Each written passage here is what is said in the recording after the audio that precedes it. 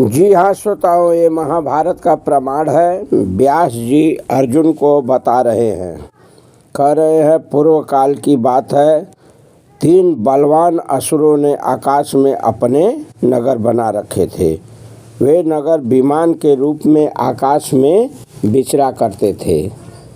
उन तीनों नगरों में श्रोताओं जो है, एक लोहे का था, दूसरा चांदी का था और तीसरा सोने का था। ऐसा दिव्य जो है विमान था। वो नगर बनाए थे सब आकाश में, उसी में रहते थे सब वहाँ पर। जो सोने का बना था उसका मालिक कमलाक्ष नाम का राक्षस था, और जो चांदी का बना हुआ था उसका मालिक तारकाक्ष नाम का था, तथा लोहे के नगर में जो लोहे का विमान बना हुआ था उसका मालिक बिंदुमाली था। ये अपने अपने विमान में अपने अपने नगर में निवास करते थे। तो इंद्र ने उन पुरों को भेदन करने के लिए सभी अस्त्रों का प्रयोग किए। घमासान लड़ाई हुई आकाश में, वे भी मायावी कम नहीं, भयानक लड़ाई किए। अंत में इंद्र को हारना पड़ा। इंद्र पराजित हुए, बुरी तरह पराजित होकर भागे और दुखी होकर आकर भगवान शंकर की शरण में गए। वहाँ पहुंचकर जो है कहने लगे जो है भगवान शंकर से कि ये जो है असुरों को जो है मैं मारना चाहा, लेकिन वे पराजित नहीं हो सके। ब्रह्मा जी के वरदान के कारण ऐसा हुआ है, और वे हमेशा घमंड में रहते हैं और तीनों लोगों को वो सब कष्ट पहुंचाते रहते हैं। इसलिए हे महादेव, आपके सिवाय कोई और दूसरा नहीं है जो उनको नाश कर सके।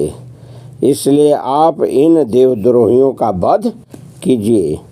ऐसा भगवान शिव जी से लगे अन्वय विनय करने। तो भगवान शिव जी जो है उस समय तैयार हुए, कहें ठीक है ऐसा ही होगा। लेकिन श्रोताओं, इसके लिए भगवान शिव किए क्या ये जान लीजिए। जो है कोई साधारण लड़ाई नहीं थी। इसलिए भगवान शंकर जी गंधमादन तथा विंध्यमादन इन 2 पर्वतों को अपने रथ की ध्वजा बनाए। भगवान शिव को एक दिव्य रथ बनाना पड़ा श्रोताओं उस समय, तभी तो लड़ पाते आकाश में उस रथ से। मायावी रथ लेकर ये भी जाएंगे तभी तो उन्होंने जो है गंधमादन और विंध्याचल ये पर्वतों को अपने रथ की ध्वजा बनाए। समुद्र और वनों को, संपूर्ण पृथ्वी को ये रथ बनाए, और नागराज शेष को जो है अपने रथ की धुरी के स्थान पर रखें। चंद्रमा और सूर्य इन दोनों को जो है पहिया बनाए, रथ की पहिया बना दिए। एलपत्र का पुत्र ये पुष्पदंत को जुए की कील बनाए। मध्याचल का जुआ बनाया गया श्रोताओं। तक्षक नाग जो है उस जुआ बांधने की रस्सी बना। और भगवान शिव जो है संपूर्ण प्राणियों को घोड़े की बागडोर में सम्मिलित कर लिए। चारों वेद रथ के 4 घोड़े बनाए गए। उपवेद लगाम बने, गायत्री और सावित्री पगहा बनी उसकी। ओमकार चाम्बुक हुए और ब्रह्मा जी खुद जो है सारथी बने हैं। सोचिए श्रोताओं, ऐसा दिव्य रथ था जिसके सारथी खुद ब्रह्मा जी थे। और मद्राचल को गांडीव धनुष का रूप दिया गया। बासुकी नाग से उसकी प्रत्यंचा का काम लिया गया। भगवान विष्णु जो है उत्तम बाण और अग्निदेव को उसका फल बनाया गया। सोचिए श्रोताओं, खुद जो है भगवान विष्णु को उसमें आना पड़ा, और बाकी सभी देवता लोग आए हैं। जो है वायु को बाण की पाख और वैश्वत यम को पूछ बनाया गया। बिजली उस बाण की धार हुई और मेरु को प्रधान ध्वजा बनाया गया।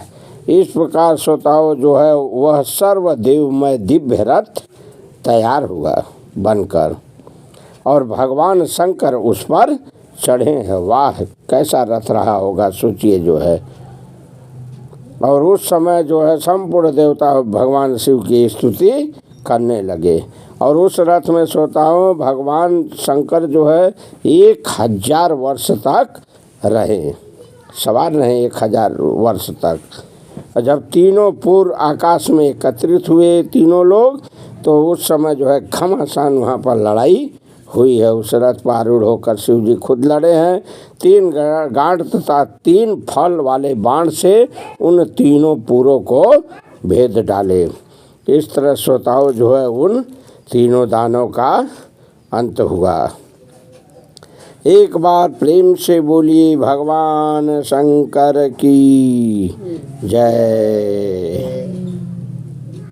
तो इस तरह से श्रोताओं अंत किए जो है शिव जी, और तीनों लोगों का नाश हुआ और तीनों लोग सुखमय बन गया।